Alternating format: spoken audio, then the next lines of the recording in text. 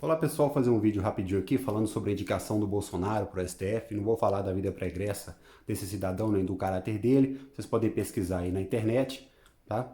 Eu não vou mexer com isso. E eu tô com umas questões aqui com o YouTube, depois que ficar tudo resolvido eu volto com vídeos mais longos. Mas falando rapidamente sobre a escolha de um ministro do STF. Se eu pudesse escolher um ministro, que ministro eu escolheria? Qual seria o ministro ideal, né? O ministro ideal seria ministro nenhum, mas já que tem que ter uma pessoa lá, qual seria o melhor perfil para essa pessoa? Uma pessoa que considerasse imposto roubo, que fosse contra direito adquirido, né? Porque direito adquirido é a maior excrescência jurídica dos últimos tempos, né? Uma pessoa consegue um privilégio aí de se aposentar aos 40 anos no serviço público, 40 e poucos anos, e essa pessoa fica lá até 100 anos de idade recebendo o valor integral, tá sobre o título de direito adquirido, entendeu? Uma pessoa, um juiz, um ministro do STF tem que ser contra leis trabalhistas, por exemplo, tem que ser contra a proibição da prisão em segunda instância, tá? Tem que ser um carrasco mesmo de criminosos, tem que ser contra essa história aí de maioridade penal, dessas coisinhas, tem que ser contra a segregação da sociedade, tem que ser contra regulações no mercado, em empresas privadas, entraves burocráticos, entendeu? Exigências estatais injustificáveis. É muito simples, tem que ser uma pessoa pró-liberdade, tem que ter sido totalmente contra o que foi feito nessa quarentena, tá? Esse dinheiro que foi gasto, essas proibições que foram impostas. Tem que ser uma pessoa pró-liberdade. É simples demais. Essa pessoa não precisa nem sequer ter sido formada em direito. Esse direito do Brasil não vale nada. Um padeiro, tá? Um mecânico, um taxista tem muito mais conhecimento de direito do que esses desembargadores, do que esses ministros do STF. Qual a dificuldade? Por exemplo, um menor de idade aí dá um tiro na cabeça de uma pessoa. Qual a dificuldade? Você precisa olhar a lei para você punir esse cara? Não. Puna ele com a maior gravidade possível e encerrou o assunto. Não tem dificuldade, entendeu? O direito brasileiro é uma complicação sem fim, totalmente desnecessária. Eu vou falar especificamente sobre isso, os vídeos vão ser maiores, tá? Mas por enquanto, é só vocês entenderem isso. Seria muito fácil o Bolsonaro achar pessoas, né, que preenchessem essas categorias, essas ideias que eu acabei de citar aqui. É muito fácil. E aí tem aquela questão, mas o Senado pode não aprovar. É claro que o Senado pode não aprovar, mas não tem problema. Não tem problema. Coloca uma pessoa decente lá e deixa essa pessoa perder, entendeu? Todas as votações, não tem problema. Ano que vem vai ter mais um. 2023, mais dois, entendeu?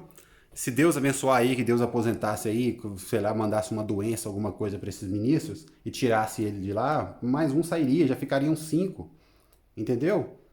Olha que simples. Ah, não, mas se o Senado não aprovar, não tem problema. O Senado não aprova, indica outro parecido. Não aprovou, indica outro, não aprovou, indica outro. Vai indicando até, fica o resto da vida indicando uma pessoa lá. Deixa só 10 ministros no STF. 10 ministros no STF vão fazer menos mal do que 11, tá? Vai chegar uma hora que vai ter que ficar 9. Ano que vem o Marco Aurélio vai sair. O Bolsonaro vai poder indicar outra pessoa. Ele indicando outra pessoa, vão ficar 9 se o Senado não aprovar o próximo indicado do próximo ministro que sair. Entendeu? Se o Senado não aprovar, deixa a cadeira vaga. Vai indicando, vai indicando, vai indicando e o Senado vai recusando até ficar ninguém lá no STF, entendeu? Lá em 2040 não vai ter ninguém mais lá no STF. Que ótimo, pronto, nós ficamos livres dessa turma, não tem ninguém no STF. Entendeu? Coloca qualquer pessoa que tenha compromisso com a liberdade. Não adianta vir com esse papinho de conservador. Essa palavra conservador é a palavra mais prostituída que existe nos dias atuais. O que é conservador? Vocês querem conservar o quê? Não dá para entender, entendeu? É uma coisa totalmente perversa, falsa. Não existe conservadorismo nenhum. Que coisa mais ridícula. Que conservadorismo é esse que vocês estão aqui? No debate público aí, famoso aí, na linha principal do debate público brasileiro político, não existe conservadorismo nenhum. Vocês querem conservar o quê? Eu acho engraçado conservadorismo. O que tem de bom aí na política, no Estado, pra vocês conservarem? Entendeu? Não é uma palavra vazia, de propósito?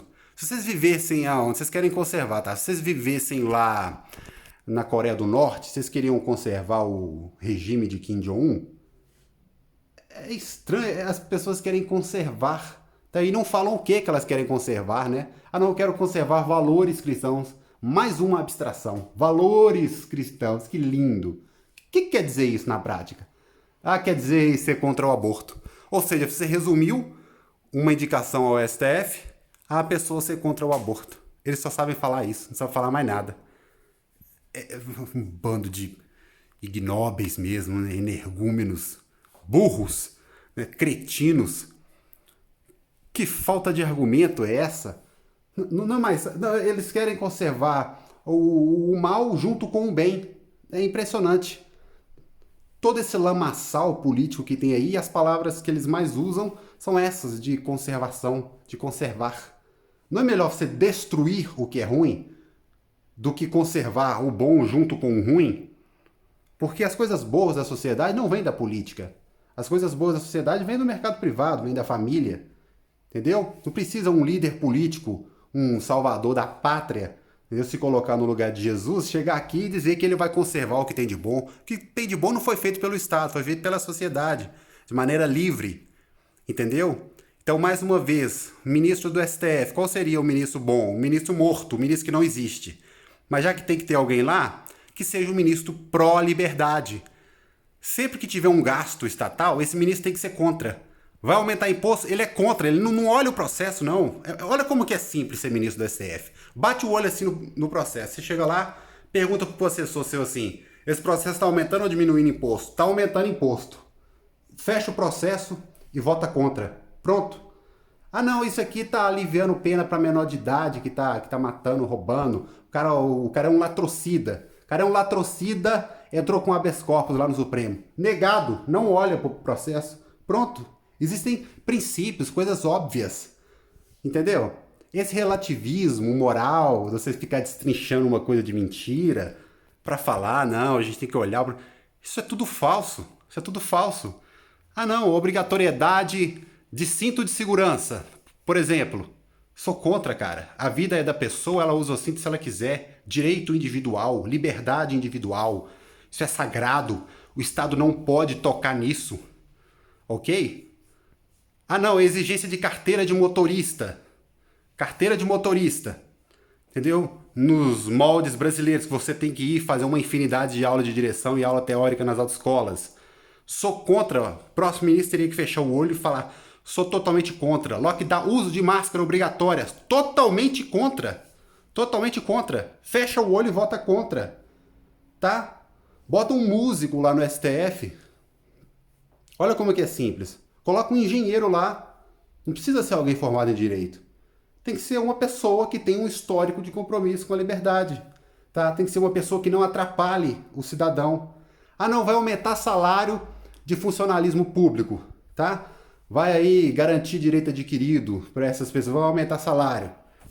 Voto contra. O próximo ministro teria que simplesmente fechar o olho e votar. Não quero saber do que se trata. É aumento para o funcionalismo público? Sou contra, tá acabado, não quero saber. Pronto. Olha como que é simples. Coloca eu lá, entendeu? Cego, entendeu? Mudo, só escutando assim, só perguntando pro assessor. O que que é? É algo pró-liberdade ou é algo contra? Ah, tá, IPVA. IPVA. Só ele chegar lá, alguém entra com uma ação lá, uma ação direta, alguma coisa lá no STF questionando o IPVA, o ministro simplesmente vota contra. Pensão da filha dos militares, que até hoje tem um monte aí que recebe a título de direito adquirido, né? Tem um monte de mulher aí com quase 100 anos de idade que nunca casaram no papel para receber a pensão dos militares, né? Os novos militares não têm esse direito, mas os outros, por causa do direito adquirido, têm esse direito, né? Engraçado, direito adquirido. Se o direito é adquirido, ele não é direito, porque direito é uma coisa intrínseca, inerente, né? Direitos não são adquiridos, direitos são inatos. Fantástica essa figura de direito adquirido, né? Isso deveria ser um dos maiores palavrões que alguém possa dizer. Eu deveria xingar uma pessoa na rua de direito adquirido. Ah, me ofendeu. Pois é, direito adquirido deveria ser ofensa. Entendeu? Então deveria ser um ministro que seja contra isso. Entendeu? Ah, conversinha de direito adquirido, privilégio para servidor. Fecha o olho e sou contra. Tem tanta gente na sociedade que concorda com esses princípios, que defende esses princípios a vida toda. Bota uma pessoa dessa lá, se o Congresso, o Senado não aprovar, foda-se. Foda-se. Bota outra igual, tenta outra. Ah, não, não aprovou, tenta outra. Outra e outra e outra e outra e outra. Aí vai saindo outro ministro, vai tentando da mesma forma. Vai ficar 2 vagas para 2 tentativas. Se o Senado não aprovar, essas 2 pessoas que o Bolsonaro eventualmente indicasse, deixa lá, vai desaparecer no ministro. Até chegar um ponto que vai ter 7 ministros lá. Vai ficar ridículo, o Senado vai ter que aprovar. Né? Eles não gostam de seguir a lei? Pois é, vão ter que aprovar. Entendeu? Lá na frente o Senado vai ser outro. Bolsonaro vai poder influenciar a indicação de nomes para o Senado em 2022 e os nomes que ele indicar, com certeza vão ganhar. Ele vai poder mudar o Congresso bastante, principalmente o Senado. Entendeu? Então era só indicar qualquer pessoa. Pega um mendigo na rua e pergunta assim: você tem compromisso com a liberdade? Tem. Ok, indica o nome da pessoa. Eu tô dando esses exemplos para vocês entenderem o que realmente importa, pessoal. O que realmente importa, né? Porque gente que escreve livro, gente que fala com aquelas palavrinhas, isso aí já tá cheio, o STF já tá cheio desse tipo de gente. O norte tem que ser sempre a liberdade, tá? Quando eu digo liberdade, eu não tô falando a liberdade do criminoso, a liberdade do cidadão de bem. É tão óbvio, pessoal. Enquanto as pessoas não entenderem isso, vai ficar esse lenga-lenga, essa conversinha eterna. Ai, que coisa.